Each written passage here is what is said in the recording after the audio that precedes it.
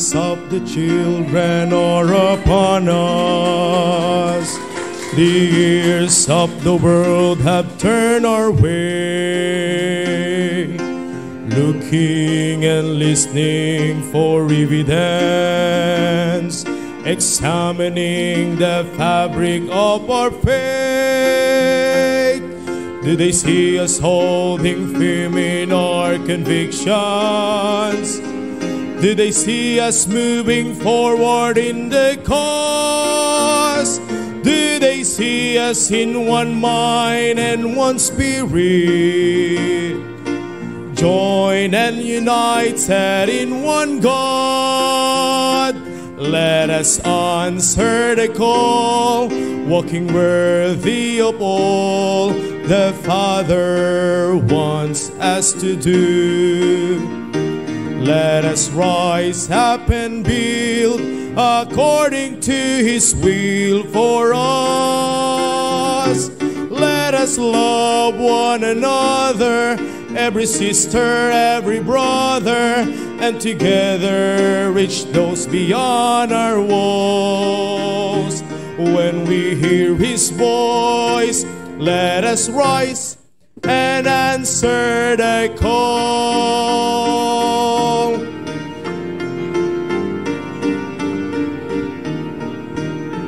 We're woven together as a tapestry, even though each strand is different from the rest.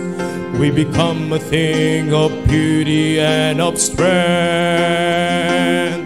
when we're held together by a common thread.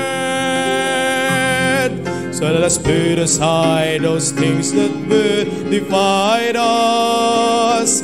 Let us press on to the goal to which we're called.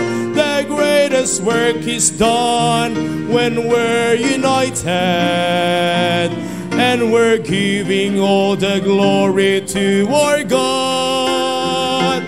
All the glory belongs to our God.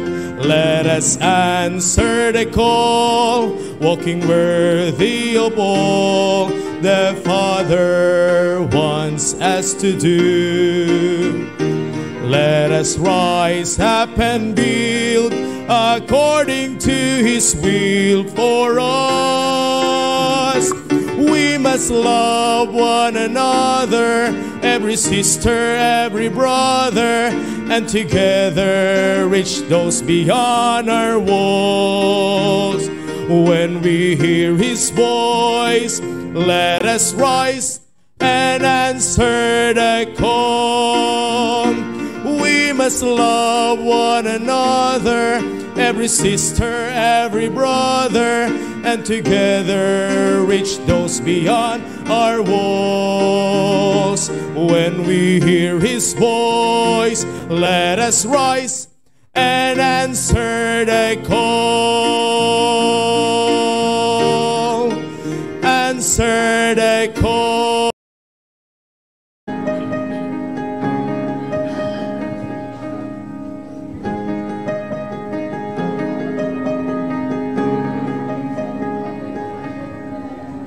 When I think of all my faults and my failures, and I consider all the times I let God down. Amen, amen. Good morning po sa ating lahat, and once again, welcome po sa ating programa ngayon po umaga. Ito po ang The Key to Success Season 2, The Key for Your Growth from the Word of God. At muli, salamat po sa Panginoon na tayo ay nagkasama-sama sa programa na kung saan ay katuwang sa ating paglago espiritual. And I do believe na ito po ay patuloy po na magiging pagpapala po sa ating pong buhay. Ngayon po, as you see, ay bumalik po tayo sa ating pong dati pong platform or ang ating pong setup ng ating pong programa.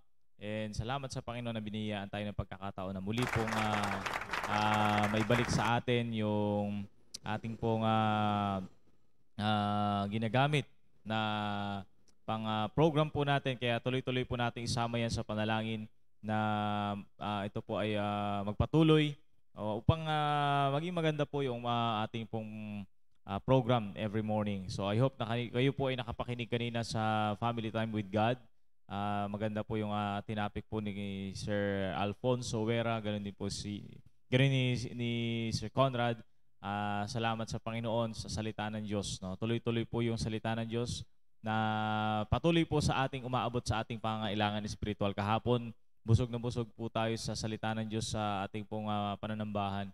At ngayon may panibago na naman tayo matututunan. So ngayon po ay November 6, Monday morning. Magbabasa po muna tayo ng ating Bible. So blessed morning po sa lahat ng members ng CBBC family. Pastor Rick, Ma'am Tang, and Pastor Hill, magandang umaga po sa inyong lahat. At saan man pundako ng mundo po tayo nandoon, ay nawa na abutin po ng Panginoon yung pangailangan po natin. So basahin po muna natin ang ating Biblia from the book of Proverbs. Magandang umaga po Ma'am Dayan Marie Eviota. Good morning po Ma'am. Ganon din po kay Nanay Teresita Morena. Good morning. Kay Sister Farabiel, magandang umaga po. Alright, so tayo po ay magbabasa ng ating Biblia. Proverbs chapter 6, verse number 1. The Bible says, My son, if thou be surety for thy friend, if thou hast stricken thy hand with a stranger, thou art snared with the words of thy mouth, thou art taken with the words of thy mouth. Do this now, my son, and deliver thyself. And when thou art come into the hand of thy friend, go, humble thyself, and make sure of thy friend. Give not sleep to thine eyes, nor slumber to thine eyelids. Deliver thyself as a roe from the hand of the hunter, and as a bird from the hand of the fowler. Go to the end, thou sluggard, consider her ways, and be wise, which having no guide, overseer, or ruler, provideth her meat in the summer, and gathereth her food in the harvest. How long wilt thou sleep, O sluggard? When wilt thou arise out of thy sleep? Yet a little sleep, a little slumber, a little folding of the hands to sleep. So shall thy poverty come as one that travelleth, and thy want as an armed man. A naughty person, a wicked man, walketh with a froward mouth. He winketh with his eyes, he speaketh with his feet, he teacheth with his fingers. Frowardness is in his heart, he deviseth mischief continually, he soweth discord. Therefore shall his calamity come suddenly, suddenly shall he be broken without remedy. These 6 things that the Lord hate, yea, 7 are an abomination unto him: a proud look, a lying tongue, and a hands that shed the innocent blood, an heart that deviseth wicked imaginations, feet that be swift running into mischief, a false witness that speaketh lies, and he that soweth discord among brethren. My son, keep thy father's commandment, and forsake not the law of thy mother. Bind them continually upon thine heart, tie them about thy neck. When thou goest, it shall lead thee. When thou sleepest, it shall keep thee. And when thou awakest, it shall talk with thee. Verse 23, For the commandment is the lamp, and the law is light, and reproofs of instructions are the way of life. To keep thee from the evil woman, from the flattery of the tongue, of the strange woman. Lust not after her beauty in thine heart, neither let her take thee with her eyelids. For by means of a whorish woman is brought to a piece of bread, and an adulteress will hunt for the precious life. Can a man take fire in his bosom, and his clothes not be burned? Can one go upon hot coals, and his feet not be burned? So he that goeth into his neighbor's wife, whosoever toucheth her shall not be innocent. Men do not despise a thief if he steal to satisfy his soul when he is hungry. But if he be found, he shall restore sevenfold, he shall give all the substance of his house. In verse 32, But whoso committeth adultery with a woman lacketh understanding. He that doeth it destroyeth his own soul. A wound and dishonor shall he get, and his reproach shall not be wiped away. For jealousy is the rage of a man, therefore he will not spare in the day of vengeance. In verse number 35, last verse, He will not regard any ransom, neither will he rest content, though thou givest many gifts. Amen. So yan po yung ating Bible reading. Ngayon po ay tayo po'y magpapatuloy na po sa atin pong pag-aaral. Ano po, bago tayo magpatuloy, tayo po muna ay mananalangin. Good morning po, Ma'am Fe Mahor. Ma'am, good morning po. Okay, sige po, tayo po'y saglit na manalangin. Let us pray. Dakila namin Diyos, Ama naming makapangyarihan sa lahat. Kami po, Panginoon, ay nagpupuri at nagpapasalamat po sa inyo pong kabutihan at kadakilaan po sa aming pong buhay. Panginoon, kayo po ang patuloy na manguna sa amin at magbigay po sa amin ng wisdom sa aming pong pag-aaral po ng inyong pong salita. Manguna po kayo, Panginoon, at kayo po ang patuloy naming maitaas. Salamat po sa katapatan niyo po sa amin. Salamat po sa lahat ng biyaya at pagpapala na aming po natatanggap mula po sa inyo. Sa kabila po ng aming pong unfaithfulness, still, O God, you're still faithful to us. Salamat po, Panginoon, sa inyo pong ginagawa sa buhay po namin, Panginoon. Salamat po sa kalayaan po namin na kami po'y makakatanggap ng inyo pong mga salita at ang aming pong hiling na kayo po ang patuloy na kumilos sa bawat isa. Abutin niyo po kami sa ayon sa aming pong pangangailangan, saan man po kami naroroon, ang aming pong programa at ako po na magdadala ng iyong pong salita. Ibigyan niyo po ng wisdom. Holy Spirit, flow through us this morning and patawarin niyo po kami sa lahat ng aming pagkukulang at pagkakasala. Ito po kami samot dalangin sa matamis sa pangalan ni Jesus.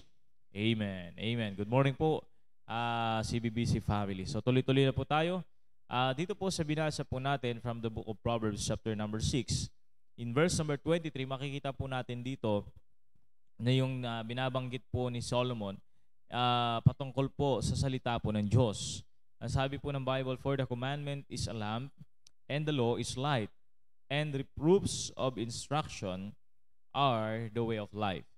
So makikita natin mga kapatid na ang Biblia, ang salita ng Diyos, or the commandment, ito po ay nagsisilbi po nating ilawan sa ating mga paa, no? A lamp unto our feet and a light unto our path. So yan din po yung sinasabi po ni David sa kanyang aklat sa Book of Psalms. Same thing ang sinasabi po ni Solomon, yung kanyang anak na sumulat po ng Proverbs. The same thing po ang kanila pong pagkakilala o ang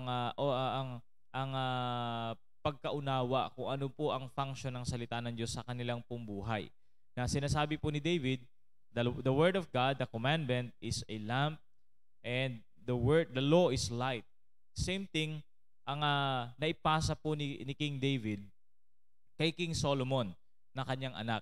Kung papaano po tinrato ni David yung salita ng Diyos, ay ganun din naman po niya ipinasa sa kanyang anak. Kaya po ang nakita ko po dito mga kapatid, kung si David po properly ay naipasa niya po ng maliwanag po kay King Solomon kung ano po ang pagkakilala niya po sa salita ng Diyos, ganun din po dapat tayo bilang isang mga magulang. Parents, no? Kung kayo po ay nakikinig sa umaga pong ito, kinakailangan po nating magkaroon ng kaseryosohan sa pagdala ng salita ng Diyos. Sapagkat kung papaano po natin ito dadalhin, ay ganun din po natin ito ipapasa sa ating mga anak. Kagaya po ng ginawa po ni David po dito. No? Kung kayo po ay familiar sa sinasabi po ni David na for the commandment is a lamp, or the lamp unto our feet and the light unto our path. Same thing ang makikita po natin dito sa sinasabi po ni King Solomon. So anong ibig pong sabihin po nito? Ang ibig pong sabihin ay ganun na lamang po effectively na ipasa po ni King David ang kanyang pagkaunawa at pagkakilala sa salita ng Diyos. Kaya maliwanag din po ang pananaw ni King Solomon sa salita ng Diyos sapagkat ibig sabihin nun, properly na hand over, okay, na ipasa po ng maayos kay Solomon ni King David. So, ibig sabihin po mga kapatid, is napaka-importante po sa ating po bilang mga magulang na kung paano po natin kinikilala ang salita ng Diyos ngayon, ganun din po dapat kikilalanin ng ating mga anak ang salita ng Diyos sa kanila pong buhay later on. Kasi ito pong panahon na ito, wala na po si King David dito sa eksena. Si King Solomon lang po ngayon ang natitira. Ibig sabihin, siya na po ang meron pong control sa kanyang pong buhay kasi wala na po yung kanyang tatay. So, ganun naman talaga ang normal. Hindi naman po talaga panghabang buhay kasama natin mga magulang yung ating mga anak. Hindi po lagi natin kasama yung ating mga anak. Hindi po palaging katabi natin yung ating mga anak, no? Hindi lahat ng panahon, hindi lahat ng pagkakataon na susubaybayan po natin yung ating mga anak. So, ano po ang aasahan po natin o ano po ang assurance natin na sila po ay magkakaroon ng tamang pananaw sa kanilang pong pamumuhay? No? Ano po ang assurance natin? Ang sabi po ng Bible, ang pinaka-assurance po natin dito ay kung paano po natin ibinigay sa kanila properly, hinand over sa kanila properly ang salita ng Diyos. Kaya nga, ang endorsement ni King David sa salita ng Diyos, it is a lamp unto our feet and a light unto our path. Same thing ang natanggap po ni Solomon. So ang sinasabi po dito ni Solomon, for the commandment is a lamp and the law is light. So pag sinabi po nating lamp, mga kapatid, ito po ay nagga-guide po sa atin. Kasi ang purpose po ng lamp o lampara, hindi naman po pwedeng gamitin yung lampara sa maliwanag na lugar, no? Pag ginamit niyo po yung lampara sa maliwanag na lugar ay problema po 'yan.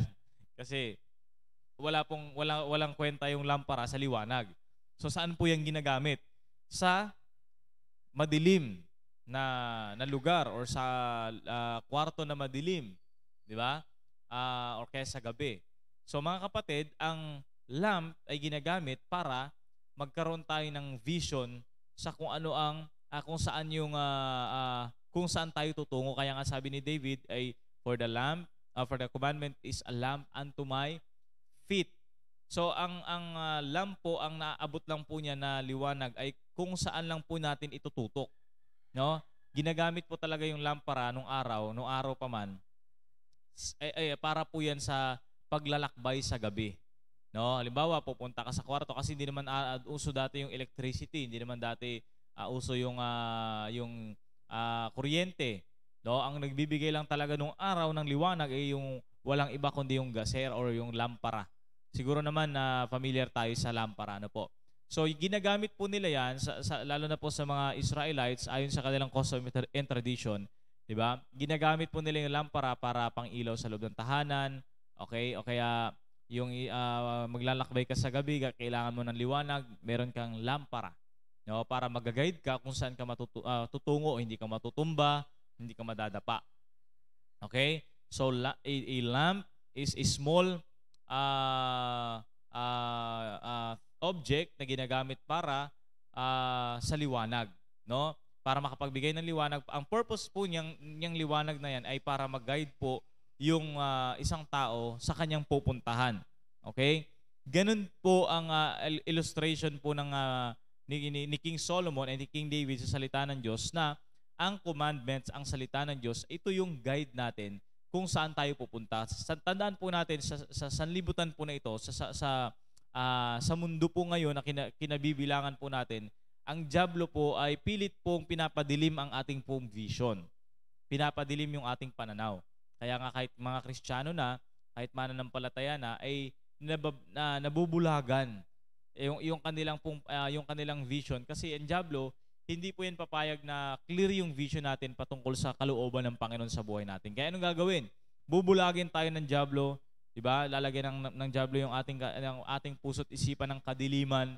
Nang sa ganon, pagka nabalot tayo ng kadiliman, wala na tayong makita, kaya hindi tayo makakapag-desisyon ng tama, kaya may pagkakataon tayong mapahamak, di ba? Nakakagawa tayo ng decision out of emotion, out of anger, out of ano paman, out of fear.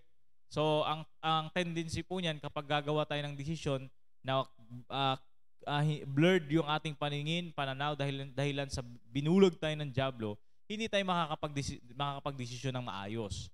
So pag hindi tayo nakapag-desisyon ng maayos, hindi maayos yung ating decision making, pwede tayong mapahamak, pwede tayong madapa, pwede tayong mag-stumble, pwede tayong masaktan.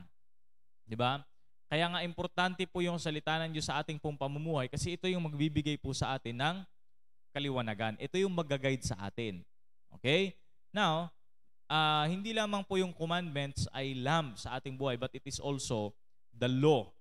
Yung law is light. Ito ay liwanag. So, ang light po na tinutukoy dito ay hindi po siya hindi kagaya ng lamp na limitado lang yung kanyang maibibigay na liwanag. Kung saan mo lang siya itapat, yun lang yung makikita mo, yun lang yung magbibigay, yun lang yung magkakaroon ka ng vision. Pero yung light, wala pong specific dito na kung saan lang siya nasasaklaw. Pag sinabing liwanag, as in liwanag, magkakaroon ng liwanag, magkakaroon ng clear talaga na vision. Halimbawa dito sa isang kwarto, 'di ba? Sa isang kwarto, pagka binuksan mo yung ilaw, magkakaroon talaga ng totally na makikita mo lahat, no? So, ganun din po yung light. Ang light po ay mag-i-illuminate ng darkness.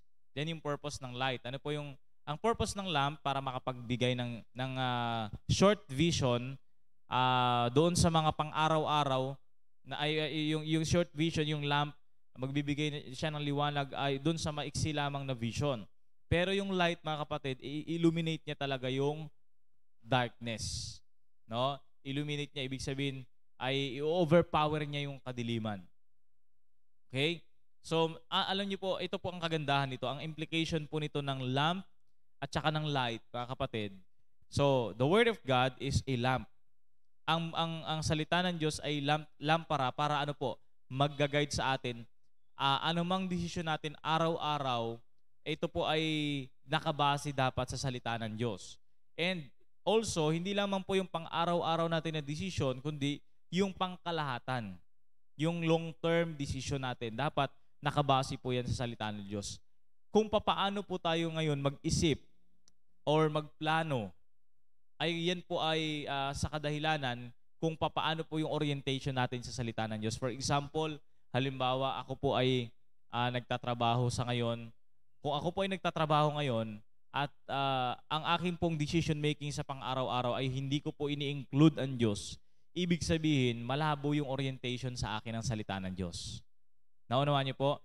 Pero pag meron ako maliwanag na vision patungkol sa salita ng Diyos, hindi po ako magde-decide sa bawat hakbang sa aking buhay na hindi ko kasama ang Diyos. 'Di ba? Kahit sa pagtatrabaho, kahit sa pag-aaral, kahit nasa bahay ka man, anumang ginagawa natin, hindi tayo gagawa ng desisyon, maliit man yan o malaki, na hindi natin isasama ang Diyos sapagkat meron tayong clear vision sa salita ng Diyos. Ganun po yun. Kaya nga, makita natin dito na ang commandment is a lamp and the law is light and the reproofs of instruction are the way of life.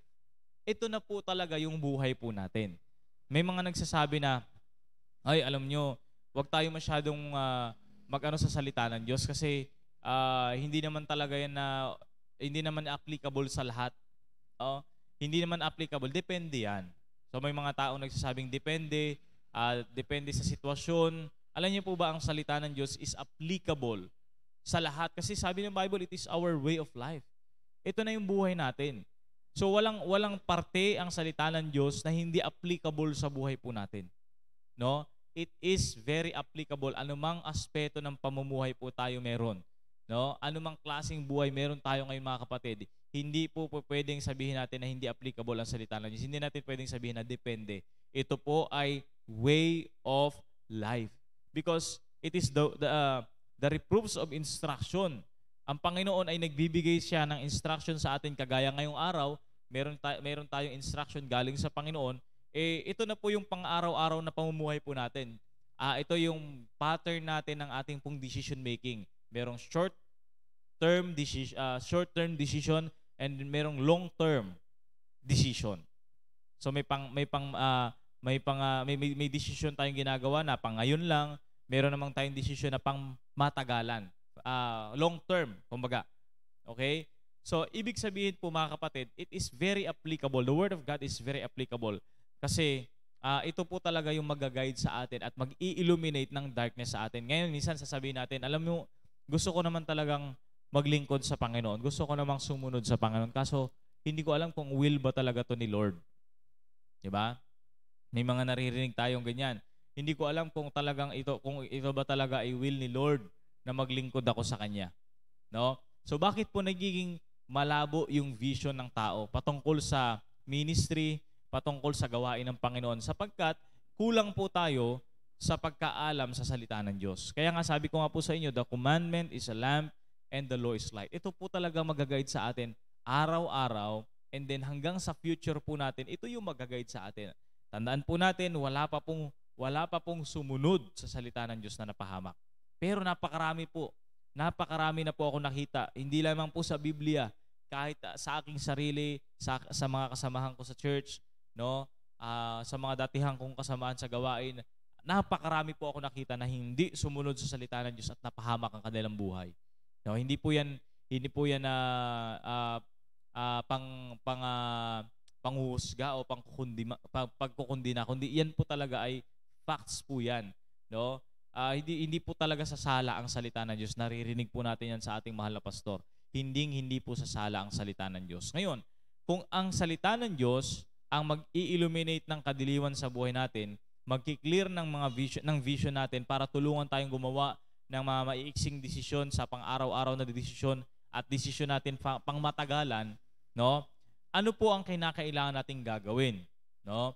Kaya nga makikita niyo po, sabi diyan, for the commandments is a lamp and the law is light and reproofs of instruction or the way of life. Ito na yung buhay natin. So kung ito na yung buhay natin, tanggapin natin sa sistema ng buhay natin o i-adapt natin yung salita ng Diyos sa sistema ng pamumuhay natin. Huwag natin kokontrahin, no? Wag po natin kokontrahin ang salita ng Diyos kasi kinakailangan matanggap natin sa sarili natin na kasama na ito sa buhay talaga natin, kaya nga way of life. Saan man tayo makarating, mga kapatid, saan man tayo pumaroon, hindi po pwedeng wala ang salita ng Diyos. Hindi natin pwedeng i-disregard o isantabi ang salita ng Diyos. Kaya tayo mga Kristiyano, tayo mga member ng Christian Bible Baptist Church, ano po ang ginagawa natin? No? Ano po ang ginagawa natin? Saan man tayo makarating? Hindi natin pwedeng iwanan yung Biblia natin. Alam niyo po ba 'yon? Kahit kami po ay pumupunta sa mga, halimbawa, sports fest o kaya mga mission trip or kaya gala man yan, kung sabihin natin gala, no? Hindi po namin iniiwanan yung Bible. Kasama po namin palagi yan. Of course, hindi na po mawawala yung mga memorize naming talata, pero saan man po kami makarating, hindi po pwedeng mahiwalay ang Biblia sa amin, no? Talagang bahagi na po talaga ng buhay natin yan. Kaya saan man tayo, mga kapatid, nasa trabaho man tayo, nasa school, alam niyo po, mas maganda po yan na makilala po tayo ng mga kasamahan natin sa trabaho, sa eskwelahan, na tayo ay Kristiyano, no? Huwag tayong mahihiyang magdala ng Biblia saan man tayo makarating, no? Saan man tayo pumaroon, sa trabaho, dala-dala natin, nandiyan sa gamit natin yung Bible. Sa school, nandiyan sa gamit natin yung Bible. Saan man tayo pumunta, no? So ibig sabihin, hindi natin pwedeng i-disregard, hindi natin pwedeng isantabi. Lagi nating kasama ang salita ng Diyos. Bakit po? The purpose is, in verse number 24, to keep thee from the evil woman, from the flattery of the tongue of a strange woman. So bakit po natin kinakailangang huwag isantabi? Bakit lagi natin dapat puro salita ng Diyos? Kaya minsan naakusahan na tayo, grabe, puro kayo dyan Bible, puro kayo dyan Bible, puro kayo salita ng Diyos, puro kayo salita ng Diyos. So bakit po? Bakit nakakapagsalita sila ng ganon? Sapagkat hindi nila naunawaan eh. Hindi nila naintindihan kung anong ginagawa sa atin ng salita ng Diyos, kung paano tayo iniingatan at kung paano tayo pinoprotektahan. Kaya makikita natin, mga kapatid, ang isang tao na saturated siya ng salita ng Diyos he is or she is away from the evil woman. So, bagamat ang binabanggit dito is evil woman, pero mga kapatid, nandiyan yung salitang evil. Ano ho? So, anumang mukha ng kasalanan, yan po ay evil. Ano mang itsura, babae man yan, lalaki man yan, o bisyo man yan, o ano pa mang bagay na bahagi or ano mang itsura ng kasalanan yan, basta't yan ay kasalanan, yan po ay evil, no? And the purpose of the commandment and the law is to keep us from the evil things. Nakita niyo po yon? Ilalayo po tayo sa mga evil things. From the flattery of the tongue of the strange woman. Alam niyo yung flattery of the tongue? Yan po yung mga mabubulaklak na pananalita. Yung marami pong mga pang-come-ons, pang-allure ng diablo na mga pananalita para yung isang taong merong salita ng Diyos ay makumbinsi na tama itong evil na ito. no? Pagmumukain ng dyablo yung isang kasalanan na hindi kasalanan. Ganyan po katuso ang dyablo. Kaya nga kung ang tao ay walang salita ng Diyos, talagang mapapahamak talaga eh. Imagine niyo nga po si Eva at Adan. Lalo si Adan, binigyan siya ng commandment ng Panginoon, huwag kakainin yung prutas. Maliwanag sa kanya yung commandment ng Panginoon. Yan yung liwanag niya, yan yung kanyang lampara, yan yung kanyang light. Diba? Yung law of God is the lamp and His light. Pero anong nangyari? Napasukan pa rin ng dyablo. Diba? Kaya nga ang Kristiyano kapag hindi maingat, talagang kahit na may napakinggan na tayo ng salita ng Diyos at araw-araw na tayo nagbabasa ng salita ng Diyos, kapag hindi natin ito isinama sa way of our life, sa bawat aspeto ng buhay natin, sasabihin natin, hindi, depende yan. Pagka ginanon po natin ang salita ng Diyos, and malalaman natin all of a sudden, bigla-bigla, bakit nawala si ganito? Faithful naman yun sa Panginoon. Di ba? Bakit anong nangyari kay brother and sister ganito? Bakit nawala na siya sa Panginoon, sa pananampalataya? Ba't nawala na siya sa simbahan? Bakit? Nakasingit ang dyablo. Bakit nakasingit ang dyablo? Anong rason? Na isang tabi ang salita ng Diyos. You see, nakita niyo po ba kung gaano kaseryoso itong bagay nito? Kaya, walang magsasabi sa atin na, Brother Richie, or ibahin mo ako. Iba ako. Wala pong ganoon, wala pong makakapagsabi sa atin ng ganyan. Bakit? Kasi walang malakas sa atin. Lagi natin naririnig yan. Walang malakas sa atin. Walang may kakayanan na mag-survive. Sa dyablo, kung tayo lang po, kung sa atin lang po, kung sa ganang atin lang. Kaya napaka-importante talaga ng salita ng Diyos. It is our way of life. Tanggapin na po natin yan, mga kapatid. No? At wag tayong darating sa punto ng buhay natin na sasabihin natin depende. No, the word of God ay hindi po yan ayon sa kung depende lang. Kumbaga sa colloquial na panalita, trip lang. Trip kung sumunod sa salita ng Diyos ngayon, bukas hindi ko trip. Kaya wag mo akong bad tripin. Sasabihin ng mga tao. So tandaan po natin, the word of God is very applicable sa ating pang-araw-araw na pamumuhay, short-term goals, and then long-term goals natin, hindi po pwedeng alisin ang salita ng Diyos. Laging kasama yan. For the commandment is a lamp. Ano yung lamp? Ito ay magbibigay sa atin ng clear vision, short, clear vision. At ganoon din naman yung light, yung pang long-term natin, yung pang matagalan natin na desisyon.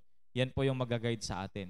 And the reproofs of instruction, ano yung reproofs of instruction? Yan po ay galing sa salita ng Diyos. It is our way of life. Buhay na po natin yan. Okay? Kaya nga kung Kristiyano ka po ngayon at nagugulat ka pa sa standard ng Biblia, nagugulat minsan, naninibago ka pa sa salita ng Diyos, ibig sabihin hindi ka pa familiar. No? Kaya ang isang Kristiyano, ang isang malagong Kristiyano, anuman ang kanyang mapapakinggan mula sa salita ng Diyos, tatanggapin niya yan. Bakit? Kasama to, bahagi to ng buhay ko eh. 'Di ba? Sino sa atin ang nagreklamo sa pagkain? Ano ba to? Araw-araw na lang kumakain? Maya't maya na lang kumakain? Meron bang taong nagrereklamo dahil araw-araw na lang siyang kumakain? Wala, 'di ba? Bakit? Kasi bahagi na 'yun ng buhay natin eh. Meron bang taong nagrereklamo? Ano ba 'yan? Bakit ba araw-araw dapat maligo? Nagrereklamo dahil sa pagligo, no? Hindi natin nirereklamo yan. Bakit? Kasi way of life na yun eh. Bahagi na ng buhay natin yan eh. Meron bang nagreklamo sa atin bakit araw-araw tayo natutulog? Gabi-gabi na lang natutulog. Di ba? Lagi na lang araw-araw na lang natutulog. No? May nagreklamo ba sa atin yung ganyan? Wala po. Bakit? Kasama na yun sa buhay natin eh. Way of life na yun eh. So anumang way of life natin mga kapatid, tanggapin natin. Hindi lahat ng bahagi ng buhay natin may madali. Actually, lahat ng aspeto ng buhay natin, mahirap po yan. No? Mahirap. Pero because it is a way of life, tatanggapin natin. At isa sa pamuhay po natin. Okay? So, ulitin ko po, the bottom line is yung pag-absorb, yung pagtanggap. Pag tinanggap natin yung salita ng Diyos that it is our way of life, hindi magiging issue sa atin. Kung ano man yung maririnig natin, ano man yung mapapakinggan natin, prinsipyo, Bagamat sabi natin parang ang hirap sundin yung prinsipyo na yun. Pero sige, dahil ito ay sabi ng salita ng Diyos, gagawin ko yan sa biyaya ng Panginoon. Amen? Ganun lang po, no? It is our way of life. The purpose is to keep us away from the evil things, para ilayo tayo sa masama. Dahil ang masama, alam po natin kung saan tayo dadalhin po yan. Dadalhin po tayo niyan sa kapahamakan. Alright? So I hope na maliwanag po sa atin ang ating pong devotion, ang ating pong pag-aaral, exhortation ngayong pong umaga patungkol po sa ating pong pamumuhay. Okay? The commandment is our lamp and our light. It is our way of life. So tayo po saglit na manalangin mga kapatid. Let us pray. Dakila namin Diyos sa manaming makapangyarihan sa lahat. Kami po Panginoon ay nagpupuri at nagpapasalamat. Sa umagang ito Panginoon na pinagkalooban niyo po kami ng wisdom, knowledge and understanding o God, so that ang inyo pong salita patuloy ang mag-saturate sa aming pong puso't isipan at makapagbigay sa amin ng guidance sa bawat desisyon na gagawin po namin, sa bawat hakbang po namin. Salamat Panginoon na patuloy niyo po kaming nire-remind ng kahalagahan po ng inyo pong salita na huwag namin itong babaliwalain o God. Naniniwala kami Panginoon sa mga mananampalataya sa bawat isa sa amin that there are times Panginoon sa buhay namin na nababaliwala namin ang salita ng Diyos. Bagamat napapakinggan na po namin, naririnig po namin, Panginoon, ngunit may mga pagkakataon sa buhay namin na hindi po namin ito sinusunod, dinidisregard, binabaliwala po namin, Panginoon. Kaya, Panginoon, tulungan niyo po kami, Panginoon, na mapahalagahan po namin sa aming pong buhay ang bawat inyo pong salitang napapakinggan na tatanggap po namin, Panginoon. Kayo po ang patuloy na manguna at magabay sa bawat isa. Ingatan niyo po ang mga kapatiran po namin saan man po naroon. Pagpalain niyo po ang mga activities namin sa buong maghapon po na ito. Patawarin niyo po kami sa lahat ng aming pagkukulang at pagkakasala. Ito po ang aming samod na langin sa pangalan ni Jesus. Amen. Amen. Magandang umaga po muli sa inyong lahat. Ma'am Dayan, kay Nanay Teresita, ayan, magandang umaga po. Ma'am Fe Mahor, Ma'am Grace Bundes, maraming salamat. Nanay Rosita Aguilar, magandang umaga po sa inyo. At ganoon din po kay Ma'am Marilyn Fruto, magandang umaga po sa inyo. And kay, of course, sa ating mahal na pastor, Pastor Rick and Ma'am Tang. And huwag niyo pong kalilimutan ang mga activities po natin this coming pong November 13 and 14. Isama niyo po kami sa panalangin. Lahat po ng mga PSS alumni, students, and staff ay magkakaroon po ng Foundation Day. Isama niyo po sa panalangin na magkaroon ng katagumpayan. Okay? At ngayong araw, isama niyo po sa panalangin ng mga Bible students na papasok po sa school at yung mga kapatiran po natin na may mga karamdaman, isama niyo rin po sa panalangin. Alright? So magkita-kita tayo ulit bukas mga kapatid, the same time and the same program. Ito po ang The Key to Success Season 2, The Key for Your Growth from the Word of God. This is your host, Richie Lagod, serving you from Mondays to Fridays. God bless you all. Keep safe, brethren, and remember, we love you all. To God be the glory.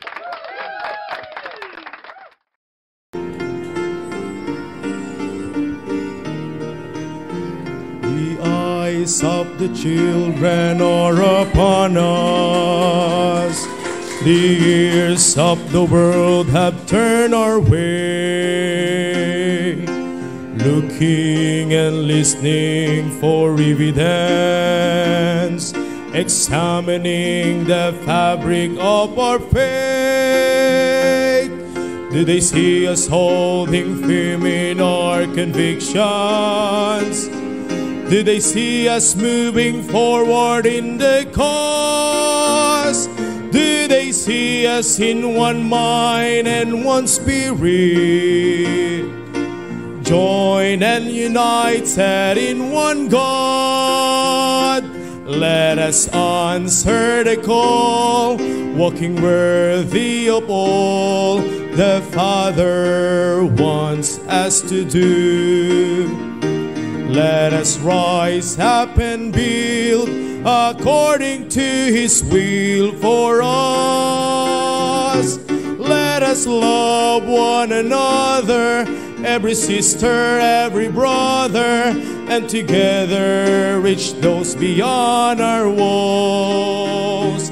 When we hear His voice, let us rise and answer the call.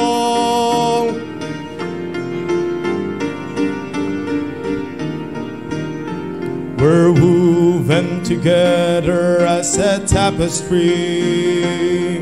Even though each strand is different from the rest, we become a thing of beauty and of strength when we're held together by a common thread. So let us put aside those things that would divide us. Let us press unto the goal to which we're called. The greatest work is done when we're united, and we're giving all the glory to our God.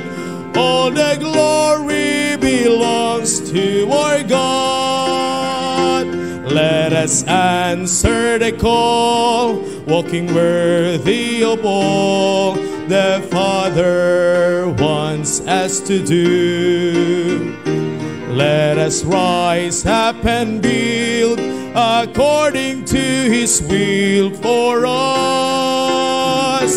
We must love one another, every sister, every brother, and together reach those beyond.